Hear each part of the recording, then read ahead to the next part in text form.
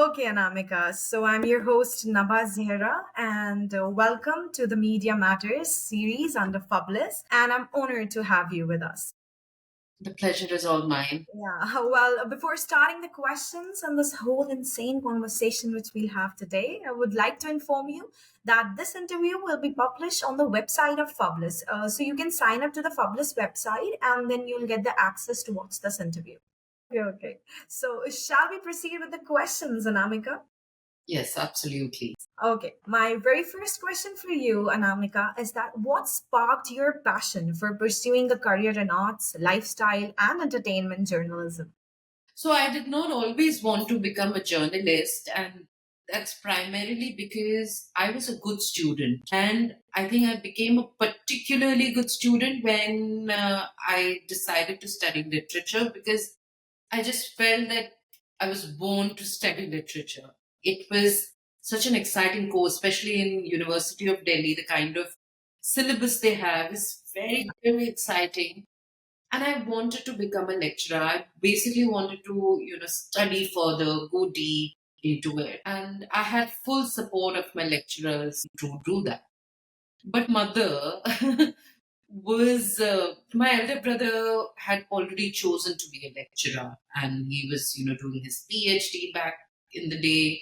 And my mother actually told me that I can't sacrifice two children to a PhD.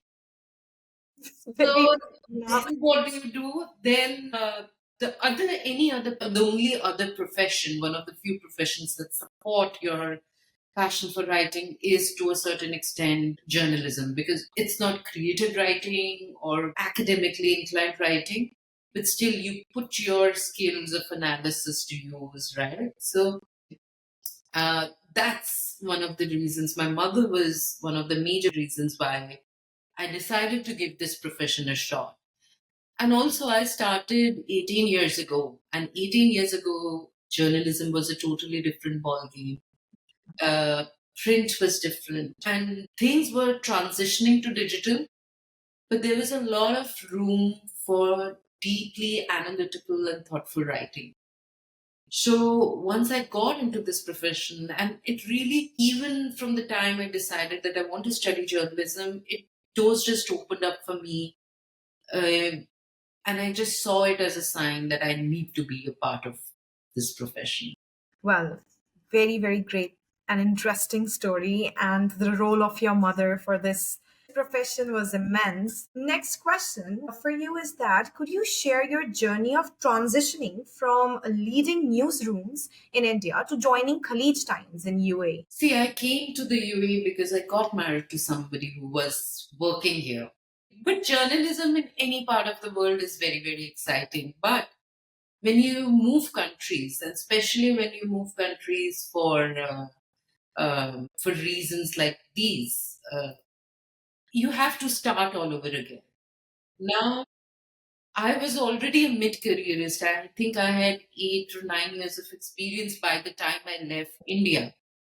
So for me to start from the scratch was not something that I could accept overnight, right? Exactly, because you do had an experience here and then going there and starting from Exactly. scratch. Exactly. And a lot of people I knew back in the day when I moved here, those people did not want to start from scratch. And I completely understand. But then I decided to take a leap of faith. And I thought that I've come to another country. If I even have to be a waitress somewhere in order to earn my own money, I will. Because one thing that was always important, that is very deeply ingrained in a lot of Bengali families, and especially the ones that have very close connect with the academia, is that you become independent first. It's very important. You cannot be dependent. So but because journalism was my first love, I applied at a lot of places, and then I got through to ITP Publishing, which is one of the major media houses in this part of the world, and they had a platform for South Asian expats. So I applied, and I just got through. Not got through. Like initially, the arrangement was you have to freelance with us for a certain period of time, and then we will absorb you. Now, why am I talking about these things? Why am I going into these details? Just to emphasize that things are not easy if you're a journalist, right? Journalism is all about context, the social context you come from, the cultural context you come from. When you move elsewhere, don't expect your first job to be, the biggest, the greatest job that's in store for you. You have to give yourself, you have to surrender to the processes and to different structures that are there. So I was willing to do that. And here was the thing. I remember that at that point, despite my experience, I think there was one publication under that umbrella only that said that, can you intern for us? And I was like, if I intern for you, then what was I doing for the last 7 years in India? Because in India also journalism it's not an easy profession, right? It's a highly competitive space. So I was like, no, this is where I draw my line when it comes to starting from scratch. So I kept on freelancing for them, and then finally I was absorbed as the digital editor. It doesn't necessarily come from a place of malice. It comes from a place where back in the day, see, even 10 years ago, I've been here for 11 years, things had started changing in the media. From print to digital, the transition had already begun. So you did not know how to, fit in a person's certain kind of experience, who's practiced journalism, but in a different context. There is also that confusion that happens when you move out. When you move out without a job, when it's your personal circumstances that compel you to, move elsewhere. But this is also the reality of a lot of other journalists. And I'm not even talking about, people who move countries. Sometimes a lot of my friends, a lot of my batchmates from MCRC Jamia, which is the premier institution for broadcast journalism, it's the topmost. Uh, they struggle. So struggle isn't, you cannot blame XYZ for your struggles. It's the industry that is changing. And to remain relevant in this industry, we need to do a lot more. I'll come to that in the later part of our discussion. But yes, so the transition happened because of very, very personal reasons. Because I got married and I came here. But the professional learning, if I may say, began then. Well, very great answer, Anamika. And I'm so interested in listening all your stories. It's like, okay, yeah, what's next? What's next? Okay, so moving to the next question, Anamika. How do you go about crafting and delivering original content that connect with such a diverse audience? Because, of course, you're in Dubai. So, what are your thoughts about it? See, there are two parts to that question. That yes, there is great diversity. The diversity that we have in the UAE is a very unique kind of diversity because you will not find it anywhere else. It's a global metropolis. You Yeah. have people from all over the world coming here. You also as expats to live and work here, right? Yes, it's. I mean, in my workplace, I have people from all over the world, all over the Arab world, all over Europe, coming and participating in the process of creating a news and views agenda. But so what happens is when your context is this, how you decide on your news or how do you decide on an original content is very instinctive. For example, there are two parts. Why I said there are two parts to it. If I want to read something about, say, the fires in LA, I'm more likely to log into uh, NYT, right? Because I feel NYT, WAPO, they will have a minute by minute account of what's happening over there.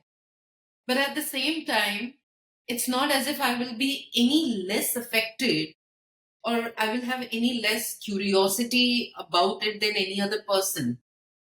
Are you understanding the difference? It's very important to understand this that A, it's important to tell the stories of the region you belong to.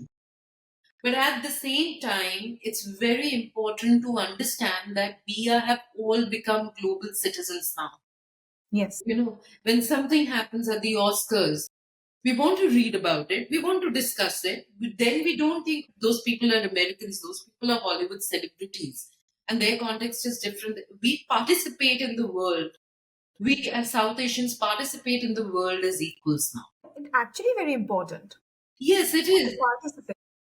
Yeah, to participate, to have a point of view which is Exactly. authentically yours, because that is the change that globalization in the last decade and a half, even prior to that, in the movement became. That is what it has led to. We think like global citizens now, right? So you have to create content that contextualizes a world news for your reader, right? Because your reader might be from any other part of the world, but might be interested in what's happening in LA, which celebrities have lost their homes.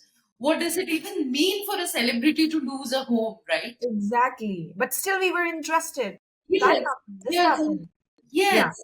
So that, and also at the same time, to tell the stories of the Arab world, like I have really committed myself to telling stories that are very authentically Arab. For example, there is a beautiful shift happening over here in the last decade that I've seen where women have come to the fore, right? Where, be it our cabinets, be it our space programs, you see women populating those spaces. Yeah. Okay. Nowadays, yes. Yes, and it is our job to, to report on it and to report on it with a lot of perspective. Because journalism, as I told you, journalism is also in the context.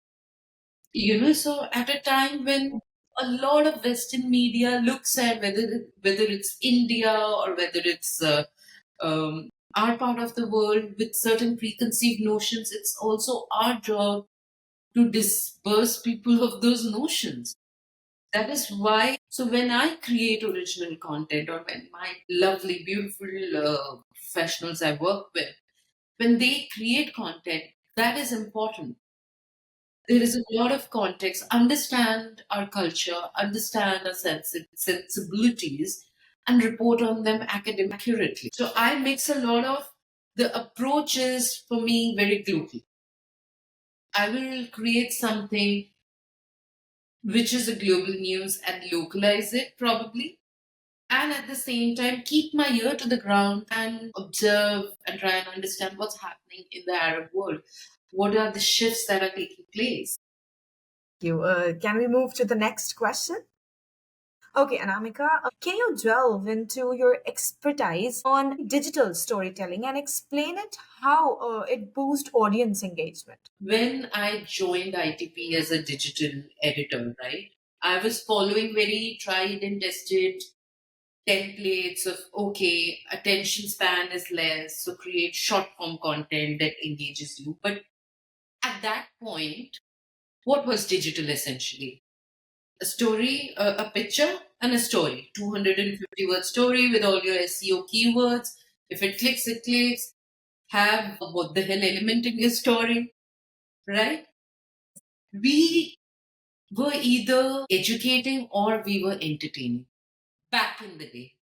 But now we are also engaging our audience. So one of the forms of storytelling that I specialize in, it's called linear storytelling, which is about how to consume content on mobile.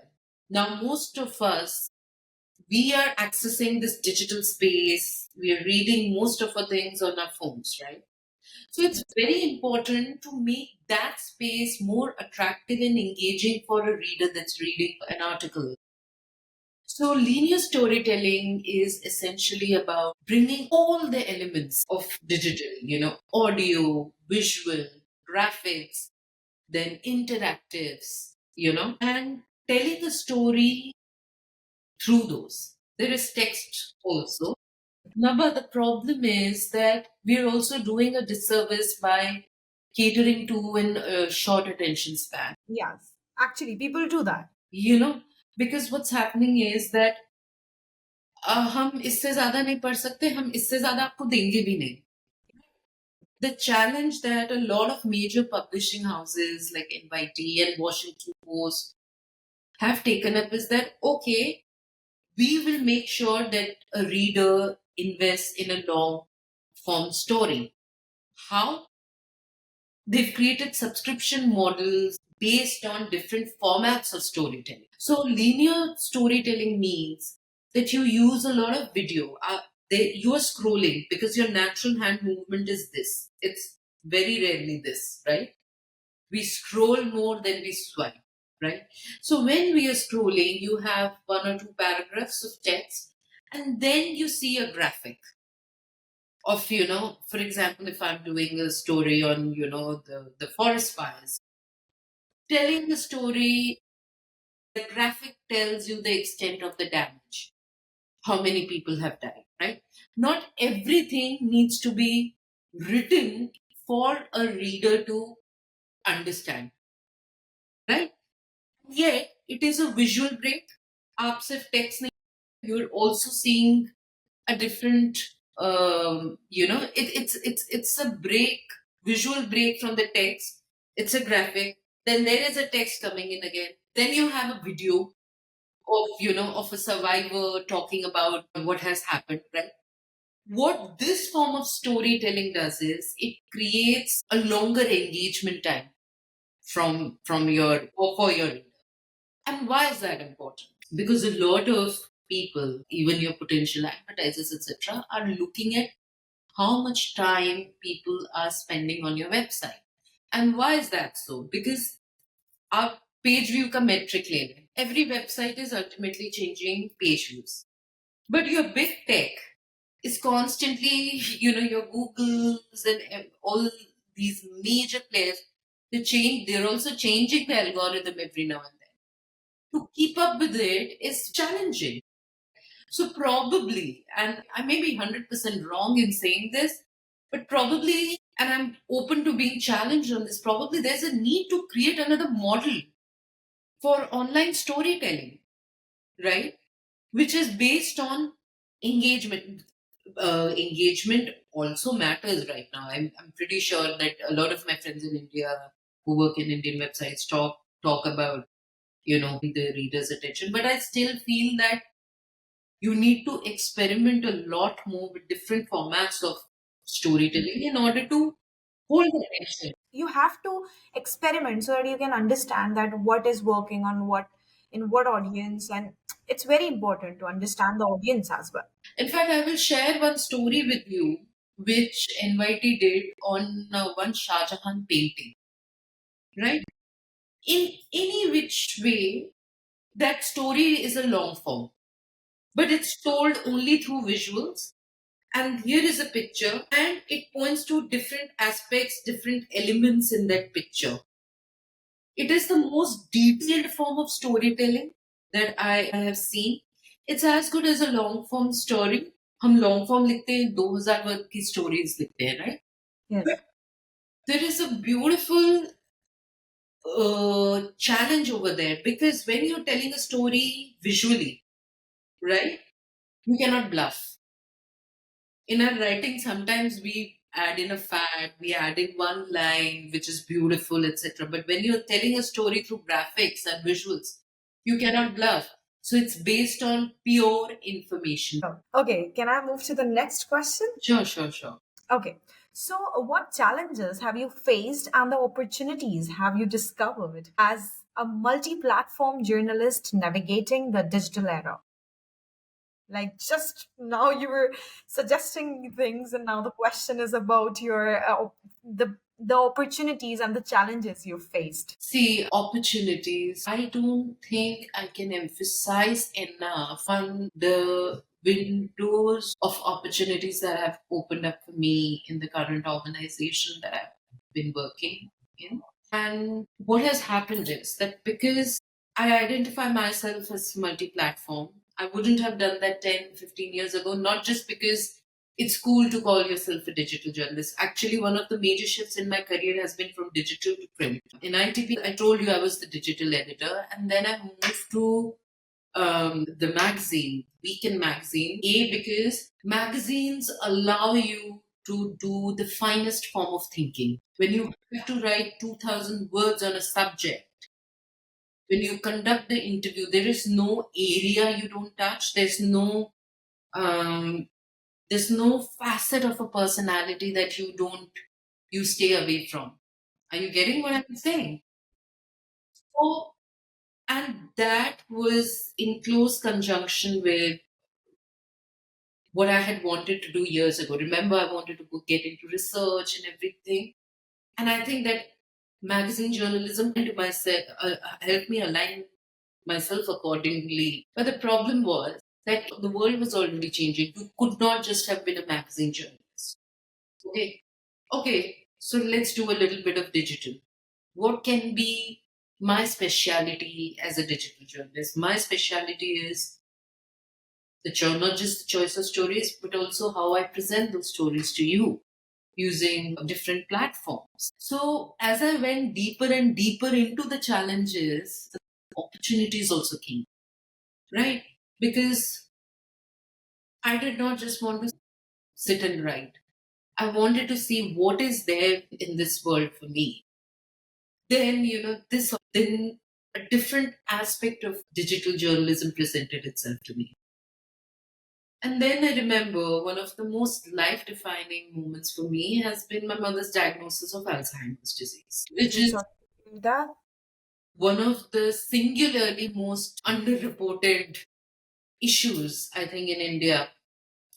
Uh, in India, actually, anywhere in the world, we do not know or we are not able to articulate or report on how this impacts a person's life. Some films may have done a bit of the job. I don't know if you've seen Anthony Hopkins' Father.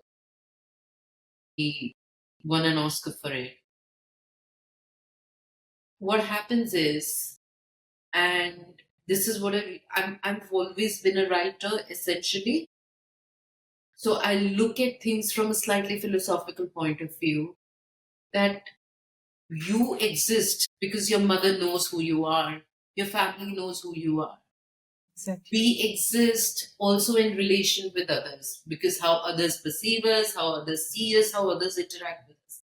But when others forget us, it's almost like we stop existing.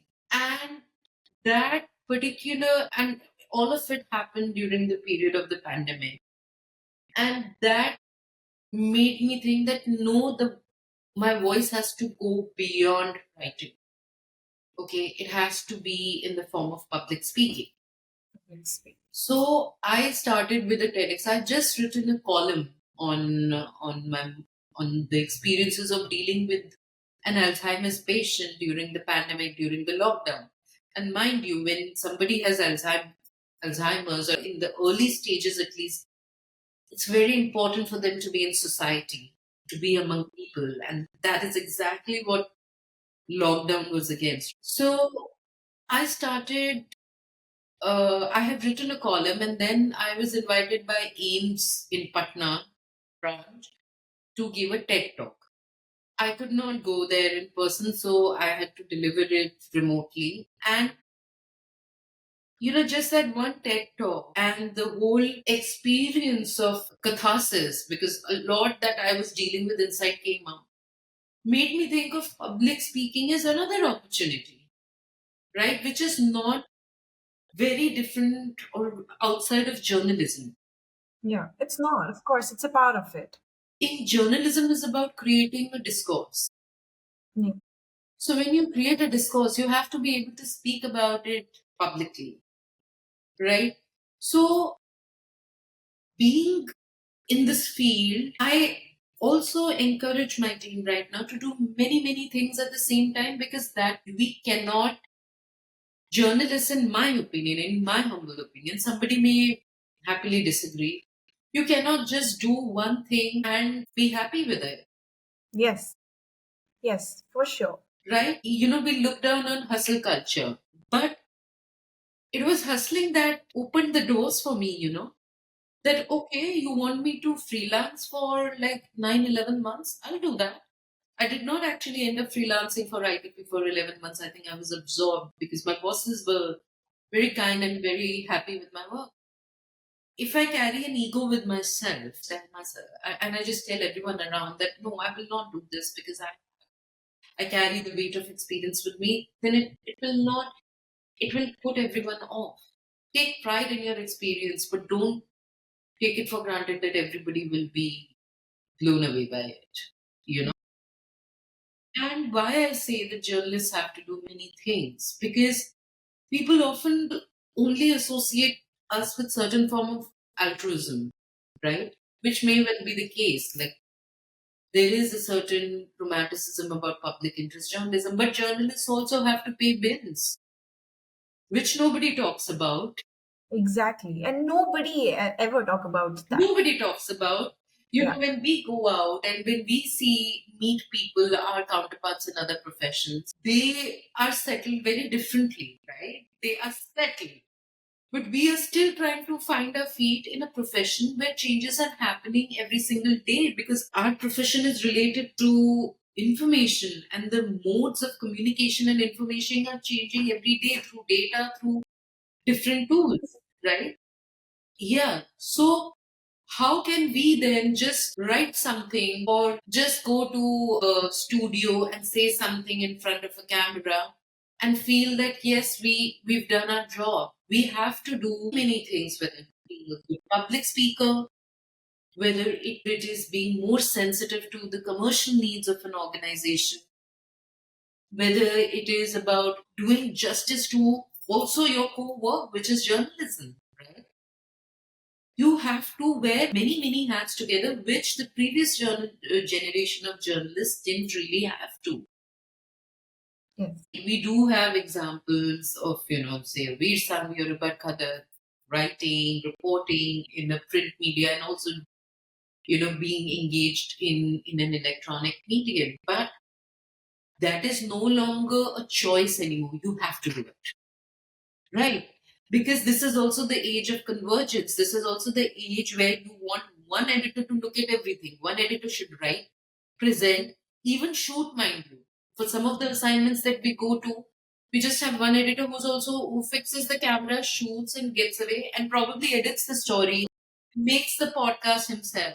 So you have to be multitasking in this The field. difference is probably your generation is getting taught in these things. I sincerely hope that the J schools are also updating their syllabus and their curriculums accordingly. So to answer a simple question, that I have found my own opportunities because I never rest on my laurels, right? There have been no laurels to begin with. But other than that, also, I'm always looking to learn a new thing. And that comes from the fact that I'm essentially a student at heart because I come from an academic family. And that the moment you realize that, that you need to know more is when you open doors of opportunities for you. And secondly, public speaking. Why am I saying this? Because I'm yet to perfect it. But in any profession in 2025, you will have to speak to an audience. Public speaking gives you that sort of an armor against a world that is getting increasingly competitive. And the two are not vastly different. So it's damn important. And as I said, any profession that has challenges, right? Like our profession, obviously, it has been in a transitional phase for the past decade. In such a profession, you will not be able to rest very easily. If you're a genuinely smart person, you will never be able to rest easily, and that will give you an opportunity to think out of the box. So, what is a challenge will also open doors for opportunity. Yes, for sure. Okay, moving to the next question. As you're a public speaker, how do you tailor your communication style to suit different formats and connect with various audience? Okay, there are two things to public speaking. One is the technical aspect of it. Technical aspect means that there should not be any pauses, right? There can't be this, ooh, these things should not be there, right? And of course, the perfect lighting, which I don't understand technical aspects at all. I almost always get some Gen Z's hell. Is the lighting on my face okay? Fine. Then Okay. there's the meat of what you're saying. My team is full of young people, and I enjoy working with them because there's so much you can learn even from those who are younger to you. Yes. We don't understand. हम हमें तो डाल देते थे मतलब screen के सामने camera के सामने and then we would look like okay what's happened to your hair whatever, Yeah. but the times have changed a lot, Yeah. right? Yeah. How you present whatever it is that you have to present matters just as much. Now how much, what exactly am I trying to say over here? That public speaking, we also come from different perspectives. Like, I don't think I obviously come from a place, and I'm not ashamed to come from a place of vulnerability when I'm addressing a crowd. Okay. I'm not jittery about giving a personal example. Okay. And that's largely because, Naba, people, I feel, we all are very scared and deeply in our hearts, right? We're all Yes. stressed, we're all scared. We want to see confidence, but we also want to know that the person on stage is just about as vulnerable as us, Yes. right? When I gave the TED talk on both occasions, I've done two TED talks. One has been on my mother's condition, and the other has been on living with anxiety. And these are not easy topics to talk about. And I'm in a position of leadership. I'm very much aware that as a woman leader I do have to project strength, but that strength has to come from a more solid place than public expectation. It cannot come from a place where I think I'm invincible when I'm not, right? I'm vulnerable like anybody else, and I want people, whenever they're listening to me or watching me, I want people to know that it's okay to be vulnerable. Sometimes we build our reserves of strength on the foundations of our vulnerability, Yes. right? In fact, sometimes, and women are more comfortable being vulnerable. We berate men when they are vulnerable, and I feel we're very harsh on them when we are vulnerable. But we as women don't carry that baggage, right? So for me, the first thing is I want to when I go on a stage, I want my audience to emotionally connect with me, right? Not everybody's mother will go through the same thing, right? Alzheimer's. Not everybody's parent will have Alzheimer's. But loss is something that all of us have experienced, right? So when I was giving the TED talk, I wanted to connect on the basis of that loss. And when I talk about anxiety, anxiety is something. There's clinical anxiety, but there's also non-clinical anxiety. Look at the kind of stressful lives we lead. We do not have our act together all the time. So I want to focus on that emotional meat of the subject a lot more when I'm on stage. Like today, if I did not do that job, if I did not decide to restart my career with very basic salary back in the day, I wouldn't have been here, right? So Yes. it's important to tell your story, but tell your story in a way where others can empathize. See, confidence is a great accessory, and you need confidence to go on stage, right? But how do you think confidence comes to a lay person, to a lay middle class person? I'm very proudly middle class, by the way. How does confidence come to us? Confidence comes when we have gone through certain experiences in life, right? And when I'm on stage, very act of taking to the stage probably takes confidence. But once you're there, it's okay to be vulnerable. And structure, also, the way I structure my speech is that I want to focus on the ambiguity of the problem. And ambiguity of the problem is that, for example, when you have anxiety, so right before a task, you feel very anxious, my hands tremble all the time. Believe me, when I hold a mic, it often goes like this. My hands have been trembling since I was, 14, 15. Surely there would have been some anxiety even in the family, which would have gone undiagnosed, because we never had language for mental health issues. हमारे उससे पहले generation को पता ही नहीं था depression क्या है. So for me to be on stage, to have that shivering hand is a lot more challenging than anything else. Because people will immediately think, अच्छा इसको तो confidence ही नहीं है. Confidence has to come, is made of confidence जो है ना, it comes from a lot of other things also. And your trembling hands are no sign of whether you're confident or not. We No. don't. We don't, because we romanticize a certain kind of invincibility all the time. And that is why anybody who takes to the stage to address masses has a moral responsibility to, to be real. To be real, to talk about their challenges through life, through their work life, through their, I mean, I'm not talking about personal life, but, like to just say that it's not a bed of roses. And the ambiguity that I'm coming to is that, anxiety can be terrifying, as I just said. Your hands are trembling, etc. But anxiety is also very activating. You know why? Because when you're anxious, you prepare doubly hard for something. You're getting what I'm saying? So there is an ambiguity about anxiety.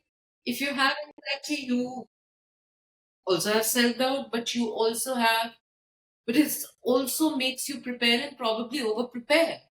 Now I know, now I work on it. So, and what's increasingly happening because of Twitter, with X, or which has made it very polarizing, black or white kind of a discussion, or Instagram, which is so visual in its medium, we do not engage with ambiguity at all. We need clear cut answers. For example, when we talk about diversity, equity, and inclusion, right? Diversity, equity, and inclusion. Recently, there was news that Mark Zuckerberg has sort of done away with the DEI at Meta, right? Now, the why of a DEI for women like us, we've been beneficiaries of this movement of for diversity, equity, and inclusion, right? Because women typically would not have been considered for a lot of roles. And we belong to an era where we have proudly owned the DI movement. But at the same time, in certain places, in certain experiences, you also see merit coming secondary, right? Merit turning out to be a secondary thing, and DEI, for example, often in corporate spaces, not exactly in journalism, because in journalism, I think we see as many women because the profession is such. In corporate world in particular, I have seen a lot of friends say that I did not get this job because this job has to be filled by a woman. Yes, I completely get that why women who have traditionally not been given those positions should be given those opportunities. But at the same time, there has to be that little room for merit, right? As a woman, I would not want any other person's job if I'm not at par with them in terms of Yeah. ability, in terms of everything. But then I also recognize that when I say this, that I do come from a place of privilege where I've had best education, where I've had best exposure. A lot of women may not, so DEI may work. And DEI is not just about gender, it's about race, it's about ethnicity. But what happens is that these ambiguous discussions become very, polarizing. Mark Zuckerberg is a dud for doing away with DA, or no, great, right? So we do not engage with ambiguity of a discussion. And that is where That's the first thing for any public speaker, and especially the kind of public speaking that I've often engaged in, is to put the uncomfortable truth, the inconvenient truth out there. This used to be our role. This is our role, if you ask me, to bring the ambiguity, because there are no easy answers in the world for everything. Okay, so how do multimedia elements influence your storytelling process, and how do you strike a balance between them and traditional written content? If you ask me honestly, multimedia storytelling, as I said, when I'm writing a story, the difference is when I'm writing a story, I need a lot of multimedia. I'll tell you why. Because as I said, some things I would want the reader to watch a video to imply. For example, in the first paragraph, I'm writing about how the fire started. In the second paragraph, I'm talking about, uh, I don't know why I'm hell-bent on the fire example. Let me just give it to you. In the second paragraph, I'm talking about the fire has destroyed these many homes. In the instead of a third paragraph, I will want a video in there where people are talking about how they had to flee, which takes the story flow further. Are you getting what I'm saying? I'm not putting a multimedia element out there just for people to just to cement the claims that I'm making. Right? No. That multimedia element is taking that story, taking that writing one notch further. So this is where, and this is the need of the hour, right? Because we have the technology to bring all these elements in and to be able to speak to the Gen Z in the medium that they want without them losing touch with reading, writing entirely. Interesting. Right. Yeah. I mean, today your generation of people are likely to identify with a 1 minute video, probably a little more than a detailed long form video. So I marry the principles of old school journalism, as in reporting, with that 1 minute video that you've done. With that 1 minute video that my team has done that can further the story, but that can also hold your attention. Right. So that is very important.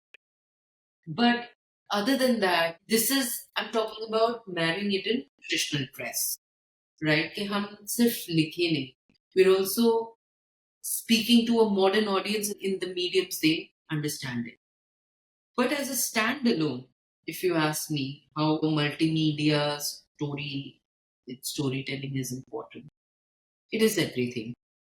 But my problem is that the short form content, we are often told 1 minute से ज़्यादा content that video. I mean, I'm sure you guys are told the same thing. Yes, yes, Oh, yes. Even we make scripts which are only for 1 minute, not more than that. actually, even less than that, right? Yeah, sometimes less than that. Sometimes less. It has to be eye catching, it should not be long, nobody will listen, this, that. Yeah, Okay, can we move to the next question? absolutely. Okay. Could you share some standout moments or memorable experience from moderating literary festivals or delivering your TED Talks, the TEDx talk? I love literary festivals. I think one of the high points of being see literary festivals. What happens is, and this is it's not just me. I encourage my team and people I work with to always go to literary fairs, and discussions because I'll tell you why. Because authors are essentially people, good authors, mind you, who take two steps back and who observe humanity, who observe societies with a certain kind of uh, with a certain kind of distance. For Yes. example, what happens is that you and I are engaged in a fight. You have your point of view, I have my point of view, right? We are fighting, but When a writer does that, the person adds a lot of perspective to. Is it female envy? Is it generational envy or whatever? Right? And I love that about authors, that they are able to distance themselves from what's happening in societies, in our cultures, and they are able to observe that and understand the human condition better, right? Yeah. Yes. So that is the first thing that I loved about literature when I was studying it, after 12th standard. That here I was suddenly getting an insight into the human mind, into the human emotion. Now, I like the fact that they deal with very complex ideas and complex political ideas, complex social ideas, complex cultural ideas, and that you to be able to hold a conversation with them. Forget about holding a conversation, to be able to attend and enjoy a session at a literary festival. You have to be very aware, self aware, aware of the world around you to understand what they are talking about. And that automatically raises the bar for your intellect, you know. So a conversation with any author is not going to be the easiest conversation, because you deal with such complex ideas. But if in that process, if your intellect comes up, or if your intellect improves, I feel it's a great bargain, right? So one of those standout moments for me was strangely not interviewing an author. In terms of author, it would definitely be Pico Iyer. Because I was just, the second one would be Sunita Williams. Sunita Williams is special because I think I hosted a session with her in 2023. And I did an interview with her for my magazine where I asked her the questions about the risks of, privatization of space travel. And then she was supposed to go for this mission. And now we are all collectively praying for a safe return, right? Yes. That, and I'll come back to that, why that was a standout moment. At Pico Air again, travel writing. There is something very sublime about the way he writes. But standout moments to my mind are not when somebody is praising you, but when you're so blown away by somebody's presence, right? That you feel lucky that you've been able to meet this person because they've enriched your lives. Pico Ayer's book was, I still remember, very, very important. Firstly, because when you're meeting and constantly interacting with different cultures, imagine what it does for your mind, right? It opens up your world, opens up your mind like nobody. But he also talks about the importance of being still, lack of movement in this day and age, which is just so important, right? Because we never spend an empty moment with ourselves. Yes. There's constantly movement happening in our minds, in our bodies, right? And I think I was just blown away by his humility, because I know that what he writes and his ideas are at totally different level, you know. And Sunita Williams, because there's a woman who's gone to space, and space can be very humbling. I've always felt, because you cannot take anything for granted in space, right? You're discovering new worlds, you're discovering new things, and there's not a moment that you can take for granted over there. And what happens is, these people are so, and because the awareness of the fact that you cannot take anything for granted brings in that sense of humility, which I feel is lacking in a lot of public figures, right? There are times we will run after a star. We'll run after a star, we'll chase them, they will not sign our autograph, or they will not take the selfie with us. But we don't do it with these figures, right? Though what they do, is life changing, life altering. So the notion for me, literary festivals are spaces not just for books, they're spaces for ideas because every book represents an idea. And it is very important for a bright mind, young mind, to engage with ideas. And it's also in today's day and age the most difficult thing to do because we've been numbed, right? We've been numbed by social media, do by all. Okay, okay, okay. How do you guide and mentor your team to create unique and, let's say, impactful content? And what key aspects do you emphasize in effective storytelling? Okay. See, I work with very, very young people, right? So I'm very careful about first thing before storytelling. I want them to have a very real picture of the positions that they have.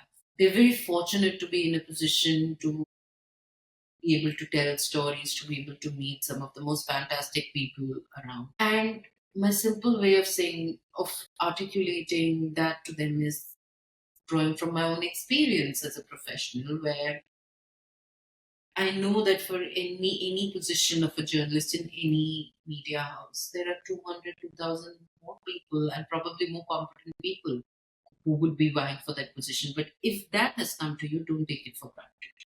So if you have been chosen, you need to give your job everything in those hours that you're working. Yes. Okay.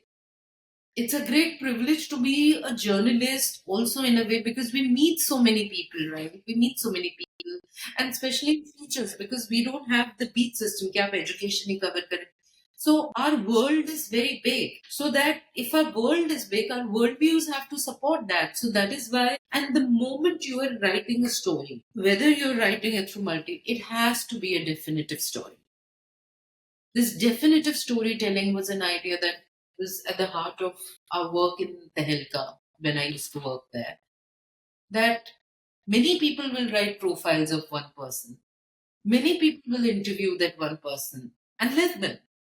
But that one interview that you will do needs to stand out, right? Because of the amount of perspective you've brought in, the enriching conversation you've had that this day. And what happens is, Naba, that as you graduate further in your profession, you also move slightly apart from the writing or presenting thing. Because when the managerial aspect of a role comes in, you have to think of many, many more things. I still feel some of the best writing I've done, some of the best interviews I've done are when I was just doing that. So when I have to tell a young person that, I have to tell them what I tell them is that if you are doing this video, make sure that this is the best video, best quality video. If you are doing this story, make sure that it is it's your. I only need your best. I don't need world's best. I only need your best. Because when you keep giving me your best over a period of time, the work that you will produce will be of a certain caliber that will be extremely competitive and competent. Right? You give me your best, and then I will direct you. I will tell you what angles to take on a story that has been reported on. I will tell you how to present yourself on the screen. For example, not every person, not every journalist who comes in front of the camera is an actual public speaker or a natural presenter, and they needn't be. What they have to be is you can be a journalist, and when you are in front of the camera, it is the journalist that comes in front of the camera. They don't need to be perfect. They only have to do what they do in terms of writing, which is gathering perspectives and bringing a lot of perspective based information. It is important, and it is also important to know that that you cannot have it, will not win all the time. See, the problem is that the younger people who are coming in, they're very hard on themselves too. They want to do this, and everything. We allowed ourselves to fail. We succeeded only on the 10th or 11th or 12th time. Yeah. So, you have to tell them that it's okay. It's also okay that you've not got this right this time. You will at some point. And in terms of storytelling, what happens, the only thing I tell them is that be a good observer of your society, be a good observer of the culture. Have debates with yourself, with your peers. Okay? The world is not a very simplistic, simple, it's neither simple nor simplistic. And develop critical thinking tools. Because the problem, as I see it, is the fact that we don't have critical thinking anymore, do we? So when we don't have critical thinking, we are not able to challenge the world, right? Today, I can be my own person, and I know that when I walk into the room that I have something to offer, because the critical thinking tools were always developed and, espoused in my case.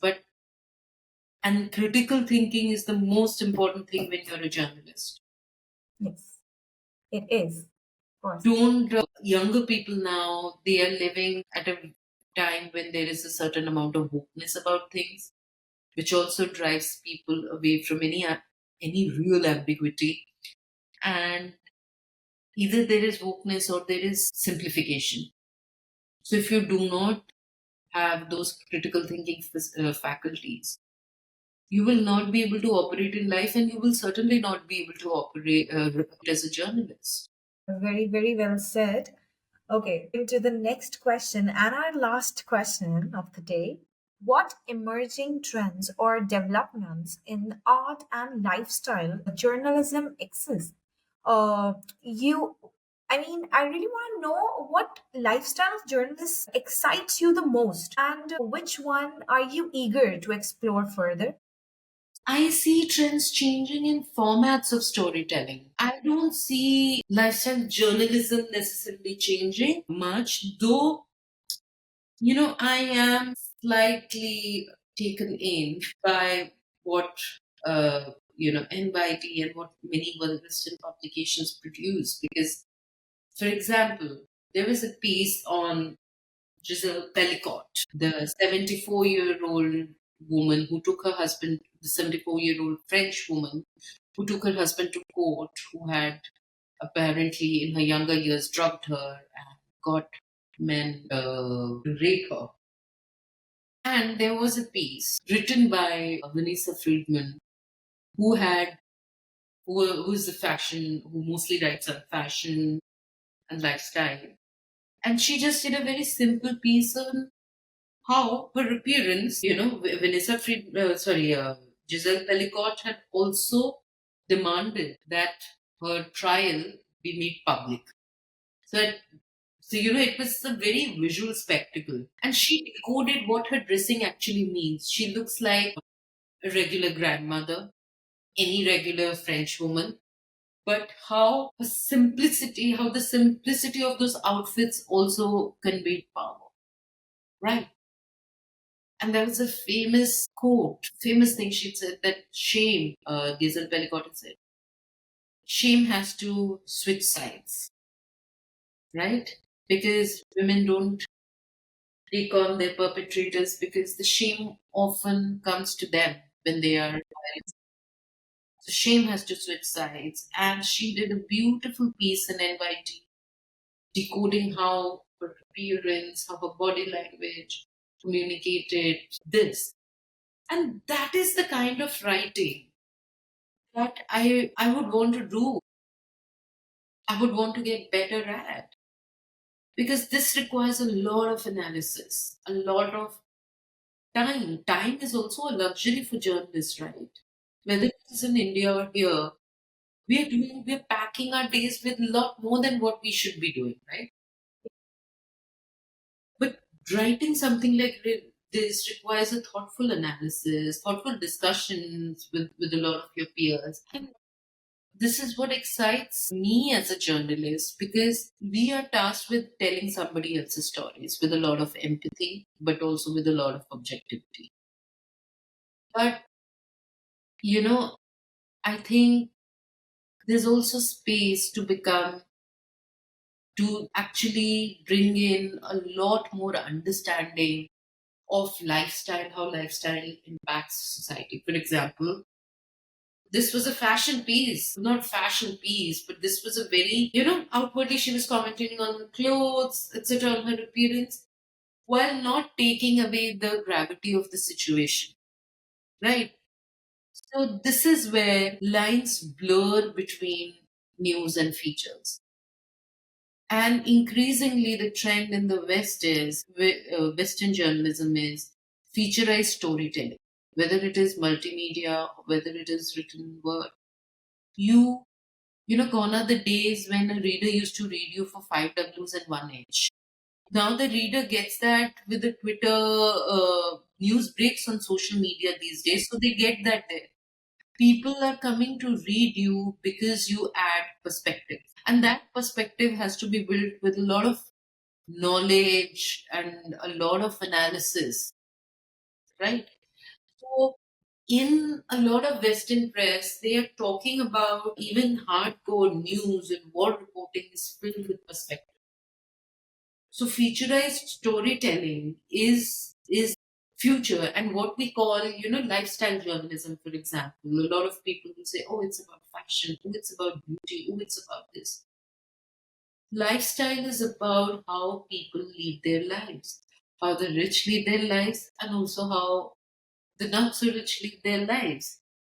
So we bring in our job is to gather perspectives, to build perspectives, and marry those into our reporting. So that is my wish for this kind of journalism to. It's already being made mainstream in the West, but it's the need from a reader's perspective. This is the need. Exactly. Exactly. Very, very well said. And thank you so much, Anamika, for giving your precious time.